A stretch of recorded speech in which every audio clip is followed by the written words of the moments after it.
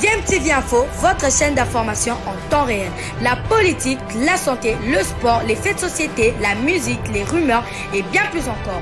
Vous découvrirez cela dans notre chaîne DMTV Info.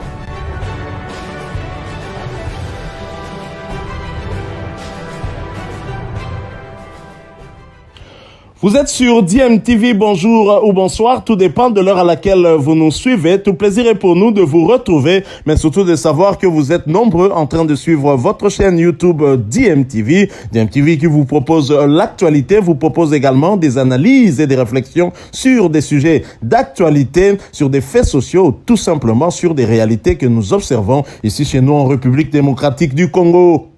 Time is up, comme disent les Anglais. C'est l'heure de notre tour d'horizon. Ce tour d'horizon qui est un moment où nous partageons avec vous les quelques news que nous avons pu récolter pour vous en ce qui concerne certains de nos internationaux, parce qu'il y a eu des rencontres sportives. Il y a eu des matchs de football hier, dimanche 26 décembre. Ce tour d'horizon, nous allons les débuter en Afrique par la Tanzanie.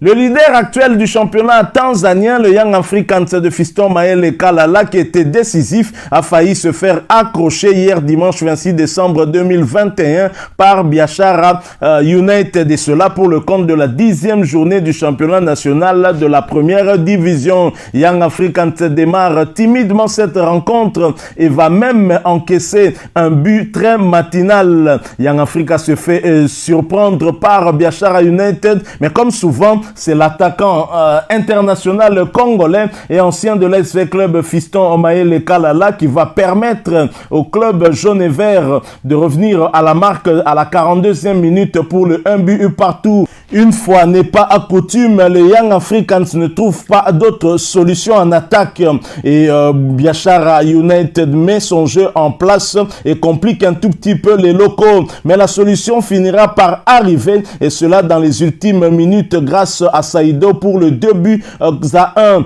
Après leur match remporté à l'arraché lors de la 9e journée devant Tanzania Prisons FC 2-1, les jaunes et verts de Shabani, Bangala, Mayele, Jésus Mouloko du Capel consolident leur première place au classement avec 26 points. Félicitations à Fiston Mayele Kalala qui continue en tout cas à se faire remarquer de ce côté-là, même si c'est vrai, il ne fait pas partie des 27 qui ont été sélectionnés par le technicien argentin Hector Cooper pour ce premier stage qui va se dérouler bien évidemment au Caire en Égypte et qui ne concernera que les joueurs congolais des internationaux évoluant au pays et en Afrique. En Afrique, on a sélectionné des internationaux que dans 2 pays, le Maroc 3 et la Tanzanie également 3, et tous les joueurs sélectionnés en Tanzanie sont des Young Africans. Il s'agit de Juma Ashabani, il s'agit de Bangala Litombo ainsi que de Mukoko Otonombe.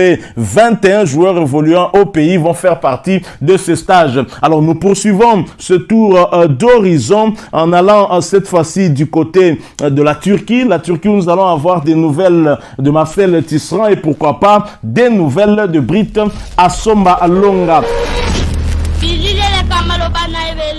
En Turquie, retrouvons Marcel Tisserand. Marcel Tisserand et son club de Fenerbahçe qui ont arraché 3 points. Fenerbahçe s'est imposé face à Yeni Malatyaspor sur le score de 2-0. Yeni Malatyaspor, club d'un autre international congolais, ancien sociétaire de Al Ali d'Égypte. Il s'agit bien de Walter Boilia, vous l'avez compris. De retour sur le terrain après avoir été absent lors des 2 précédents matchs de son club suite à une maladie, Marcel Tisserand est monté en jeu à la 80e minute. De l'autre côté, Walter Boilia, blessé, n'était pas sur la feuille du match. Fenerbahçe, après cette belle victoire, occupe la 4e position du classement, tandis que Yeni Malatyaspor reste bon dernier. De l'autre côté, nous restons toujours bien évidemment en Turquie. Il y a eu match nul pour Britt Assomba Longa et Adana Dernispor. En déplacement, Britt Assomba Longa et son club club d'Adana Demirspor ont partagé l'enjeu face au club de Gostep. Après un but de Mario Balotelli en première mi-temps, c'était à la 16e minute, les visiteurs se sont finalement fait rejoindre à la fin de la rencontre à la 70e minute. Score final, un but partout. À noter que Britt Assombalonga n'avait pas été titularisé pour ce match. Il a néanmoins fait son entrée en jeu et il a remplacé la légende Mario Balotelli et c'était à la pause. Il faut aussi noter que l'équipe de Britt Assombalonga Deni Adana Demirspor est actuellement 6e au classement de la Super League, championnat turc de première division. Voilà tout pour ce qui concerne ce tour d'horizon en Turquie. Nous quittons la Turquie pour prendre notre vol et nous allons de l'autre côté en Outre-Manche pour avoir des nouvelles d'Arthur Masuaku et pourquoi pas de Yohan Wissa et son équipe de Brentford qui se sont inclinés face à Brinton. Nous en parlons tout de suite après cette courte pause.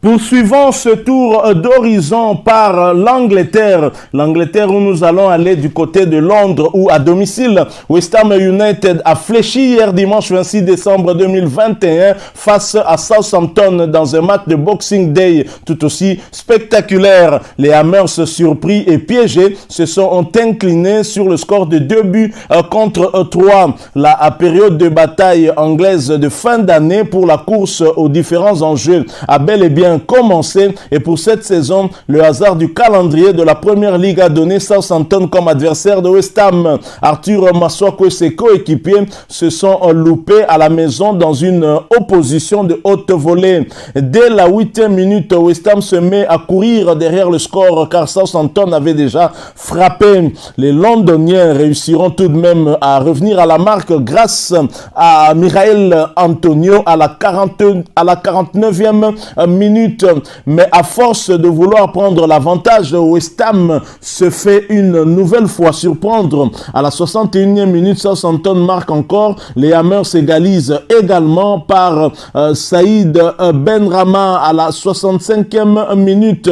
Mais les visiteurs ne décolèrent pas. À la 70e minute, Yann Bednarek s'offre son doublé et scelle la victoire 2-3 de Southampton au stade olympique de Londres. Voilà donc ce qui va finalement clouer l'équipe de Masuaku, notre compatriote, l'international congolais. Et de l'autre côté, toujours à Londres, les lourdes victoires de Tottenham et Arsenal, ce même jour, n'ont guère fait les affaires de l'équipe d'Arthur Masuaku qui se voit éjecté du top 4 avec désormais 28 points. West Ham United perdra même sa 6e place actuelle en cas de victoire de Manchester United sur Newcastle ce lundi 27 décembre. Donc voilà ce Boxing Day qui n'a pas souri à l'international congolais, le latéral gauche Arthur Masuaku. Et toujours en Angleterre, un autre club de Londres et qui jouait pour le compte de la 17e journée de Premier League, c'est Brentford qui se déplaçait sur le terrain de Brinton. Score final 2-0. Yohan Wissa n'était pas titulaire pour cette rencontre. Il a néanmoins fait son entrée en jeu à la 41e minute. Brentford reste donc 13e de Première Ligue anglaise avec 5 victoires, 5 nuls et 7 défaites, 21 buts marqués, 24 buts encaissés.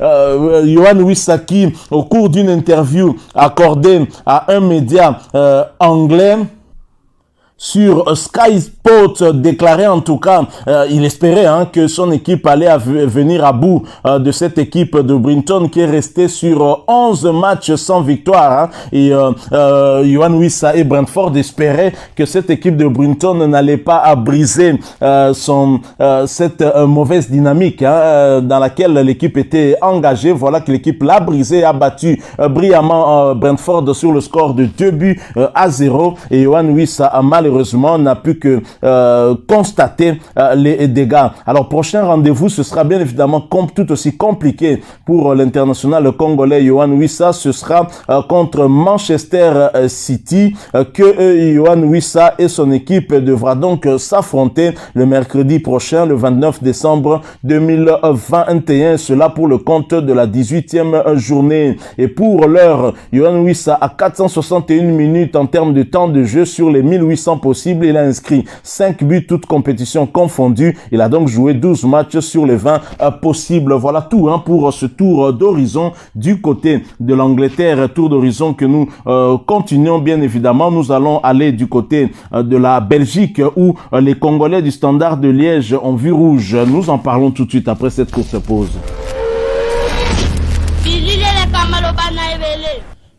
En Belgique, plus rien ne va pour le Standard de Liège et ses Congolais. En effet, le Standard de Liège a laissé filer 3 points importants hier dimanche 26 décembre 2021 face à la formation de Zulte Waregem. En s'imposant sur la pelouse du Standard 0-1 grâce à un but de Gano, Zulte a réalisé un vrai coup qui le permet de rejoindre son adversaire du jour au classement avec 23 points. Les Rouges auront dominé la première mi-temps mais ne sont pas parvenus à marquer. Ils se sont ensuite fait surprendre sur la seule occasion de Zulte et se rapproche ainsi encore un peu plus de la zone dangereuse au bas du tableau. Les Liégeois a tenté tant bien que mal d'essayer d'égaliser en seconde période, notamment sur un centre qui rebondit juste devant Bokadi sur le genou de l'international congolais, Merveille Bopé, mais ce dernier n'a pas pu l'ajuster. Lancé en cours de jeu, l'international congolais